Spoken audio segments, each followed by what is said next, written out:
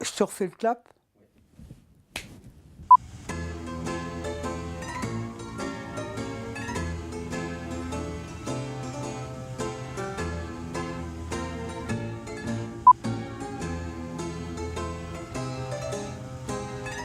Ah, moi, je suis une vieille monteuse, puisque j'ai commencé dans les années 60. Et bon, comme je pense que la pellicule, tout ça, ça fait partie de quelque chose qu'on ne comprend plus très bien maintenant. Donc moi, je me trouve comme, si tu veux, un peu comme une couturière du cinéma. Bon. En fait, je pense que c'est assez bien ce qui se passe. Ça me fait penser comme du temps où on a dû passer du cinéma muet au cinéma parlant. Moi, ce qui m'intéresse, et je pense que je n'ai pas des grands moyens, mais des petits moyens pour ça, c'est de montrer des films, de montrer de la pellicule. C'est-à-dire que finalement, qu'est-ce que tu veux faire dans la vie, à la fin de ta vie? Moi, je considère que je suis à la fin de ma vie, quoique j'y crois pas, mais enfin bon, j'ai envie de montrer des films en pellicule, et j'ai un projet de faire un ciné-club dans mon atelier qui est dans le 14e arrondissement. Bah oui, quelque part, finalement, mes parents étaient instituteurs, ils adoraient aussi enseigner. Moi, je ne veux pas l'enseigner, hein, je suis pas je suis pas une enseignante ni une universitaire, mais montrer les films, un peu comme Langlois. D'ailleurs, je suis la petite fille de Langlois, hein, comme beaucoup de personnes de mon âge. Et donc, voilà.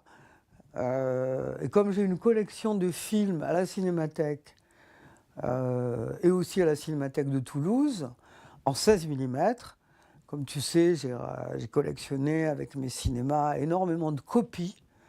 Et quand je pense que des jeunes peuvent voir des films restaurés, bien étalonnés et bien projetés, je pense que ça me réjouit. Tu vois, c'est quelque chose qui me fait plaisir, de faire un peu plaisir aux autres et aussi de me faire plaisir à moi, hein, parce que tous les films de série B que j'ai accumulés aux États-Unis, ils sont formidables. C'est des films de 70 minutes, un peu comme la série des Hitchcock, tu sais, Hitchcock présente. Et en fait, il y a beaucoup de metteurs en scène qui ont collaboré. Il y a Jules Dassin, il y a Joseph Losey, il y a Cassavetes, il y a vraiment des grands metteurs en scène qui ont fait des petits bi-films. Et je me mets ça dans la tête de projeter tous les mois, ou tous les 2 mois, ou peut-être tous les 15 jours, on verra, dans ce lieu que je vais récupérer du 14e arrondissement. Pour moi, c'est ça le cinéma aujourd'hui, que ça correspond. La première fois que j'ai vu un film qui m'a vraiment complètement fasciné, c'était L'Avventura, que j'ai vu rue d'Ulm.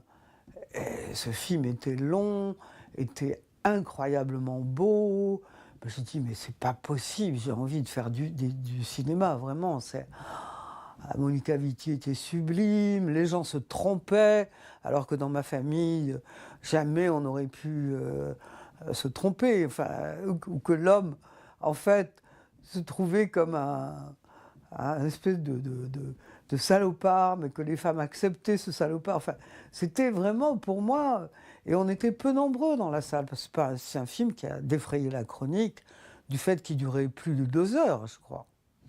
Je me dis, bon, bah, peut-être que je peux faire la même chose avec les jeunes d'aujourd'hui, tu vois. Et là, il y a en ce moment la restauration à la Cinémathèque.